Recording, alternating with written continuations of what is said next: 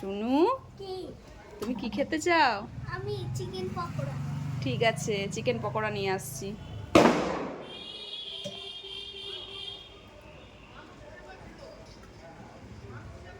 আজকে প্রচুর বোম ফুটছে বন্ধুরা, বোম ফাটছে। আজকে 4 তারিখ, ভোটের ফলাফল, সেই জন্য আমাদের এখানে প্রচুর বোম ফাটছে। 10 তারিখে শুনি জন্মদিন বলো। আজকে ছেলের স্কুল ছিল, কিন্তু আমি ওকে স্কুলে পাঠাইনি, কোনো ঝামেলা টামেলা যদি হয় সেই জন্য। তো চলুন, আমি ওর জন্য চিকেন পকোড়া। 10 তারিখে শুনির জন্মদিন। হ্যাঁ, সোনার জন্মদিন 10 তারিখে। তোমরা সবাই ওকে আশীর্বাদ করো। আর আমি ওর জন্য চিকেন পকোড়া ভেজেছি, ওটাই এখন ওকে সার্ভ করব।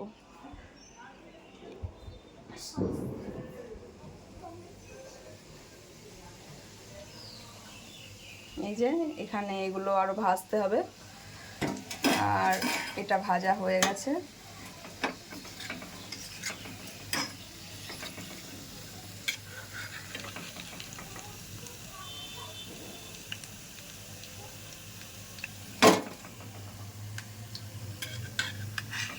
একটু তেলটা ঝরিয়ে ঝরিয়ে তুলছি।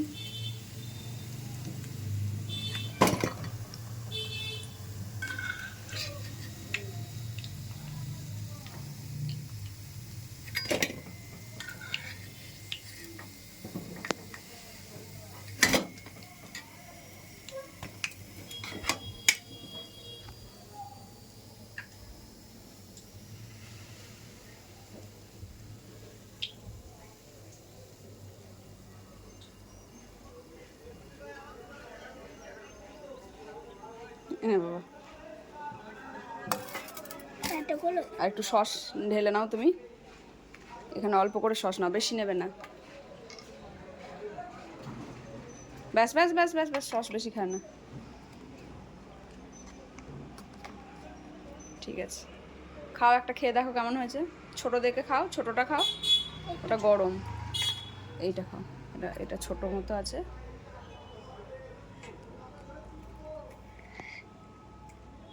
গরম আছে না বাবা?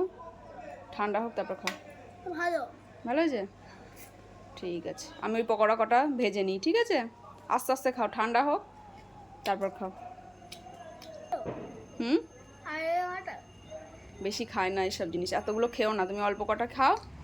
ঠিক আছে, ওরকম গায়ে ছি ছি ছি, গায়ে ওরকম করে? স্নান করা হয়েছে এখন ওইসব করে? এবার এই পকোড়া কটা ভাজতে দিয়ে দেবো, ব্যাস। তেল গরমই আছে, সঙ্গে সঙ্গে ভাজলে ভালো হয়, আর নয়তো এই সমস্তটা শুষে নেয়, দিয়ে একটু মানে নরম হয়ে যায়, ভিজে যায়।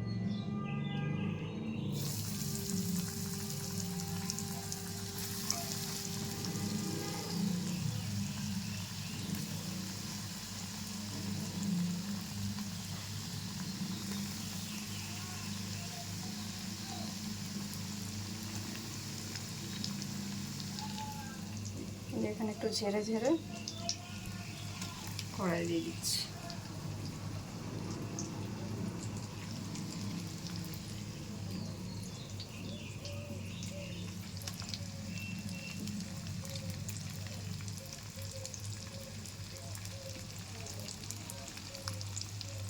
আস্তে আস্তে হয়ে যাবে।